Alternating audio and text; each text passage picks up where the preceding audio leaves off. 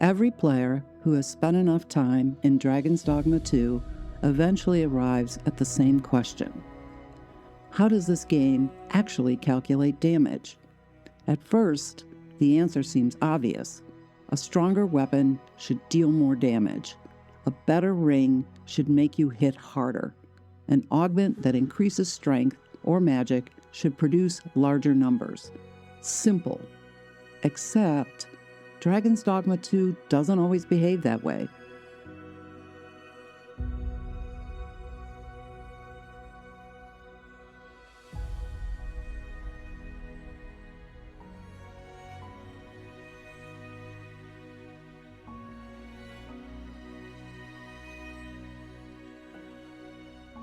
Sometimes replacing your weapon produces exactly the increase you'd expect. Other times, the difference is surprisingly small.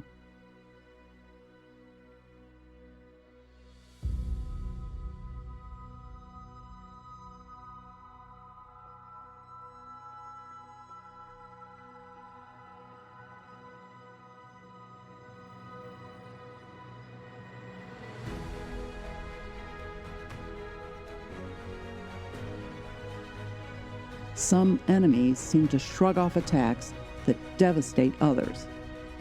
Elemental damage doesn't always behave the way players expect. Certain weapons become stronger only under very specific conditions, and the game never tells us why.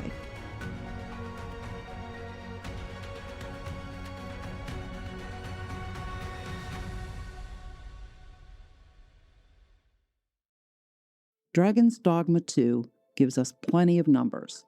Strength, magic, defense, magic defense, weapon statistics, elemental properties, skill descriptions. But none of those numbers explain how they work together. How much of your damage comes from your weapon? How much comes from your character? Where do the skill values enter the calculation? When are elemental properties applied? How do permanent enchantments interact with temporary mage affinities? The game never answers those questions. Take these two weapons, Black Matter and Cyclopean Thunder. Both are powerful warhammers. Both excel at crushing enemies. Yet one carries something the other does not, a permanent lightning enchantment. That single difference opens the door to an entirely new set of questions. Does lightning become part of the weapon's base damage? Is it added afterwards? Is it calculated separately? And what happens when a mage attempts to cast another affinity on top of it?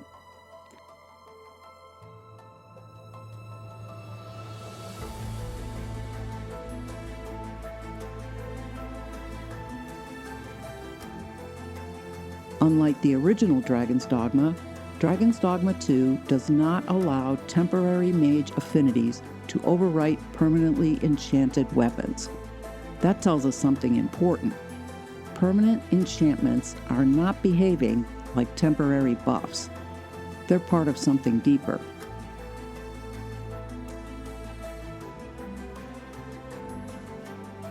Then there are weapons that change their own behavior. Dragon's Bite grows stronger as your health decreases. Caged Fury rewards maintaining high health. Lindworm Fang performs at its best until its wielder is struck. These effects aren't hidden. Capcom tells us they exist.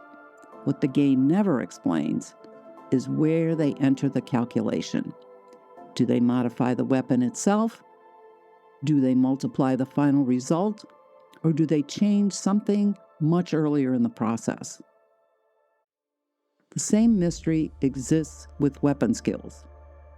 Many skills include numerical values within their descriptions. Clearly those numbers matter, but they aren't labeled as damage multipliers. They aren't explained. And nowhere does Dragon's Dogma 2 describe exactly how those values contribute to the final damage. The more I tested, the less this looked like a single damage equation. Instead, it began to resemble something far more interesting, a sequence of systems, each one performing its own task before the next begins, almost like a chain or a pipeline. Before an enemy loses even a single point of health, Dragon's Dogma 2 has already evaluated your character, your vocation, your attributes, your equipment, your augments, your rings, your weapons, its permanent property, its temporary conditions, your active skills, and whatever hidden calculations connect them all together. Only after those pieces have been assembled can the game determine how much damage a single attack will actually inflict. So perhaps we've been asking the wrong question. Perhaps Dragon's Dogma isn't hiding a single damage formula at all. Perhaps it's hiding an entire damage pipeline. A pipeline built from interconnected systems, working together long before the first point of damage ever appears. And if that's true, then understanding damage doesn't begin with the enemy. It begins with the player. Because before Dragon's Dogma 2 can calculate damage, it first has to answer one deceptively simple question. How powerful is your character right now?